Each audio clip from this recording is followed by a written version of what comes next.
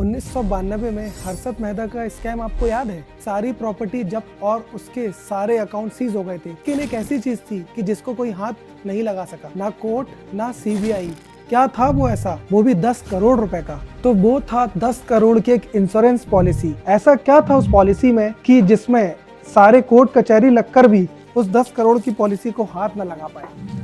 एक कानून है मैरिड वुमेन प्रॉपर्टी एक्ट, जिसको हम शॉर्ट में MWP भी बोलते हैं। इस पॉलिसी में अगर कोई मैरिड पर्सन अगर इस पॉलिसी को कराएगा और नॉमिनी अपने बीवी बच्चों को बनाता है तो उसका पूरा हक और उसका पूरा पैसा बीवी बच्चों को ही जाता है। अगर उस पर किसी प्रकार की लायबिलिटी या कोई लोन भी चल रहा है तो वो पैसा उन लायबिलिटीज पे न जाकर डायरेक्ट बीवी बच्चों के अकाउंट पे जाता है। अब वो पॉलिसी पूरी तरह से बीवी और बच्चों की हो चुकी है।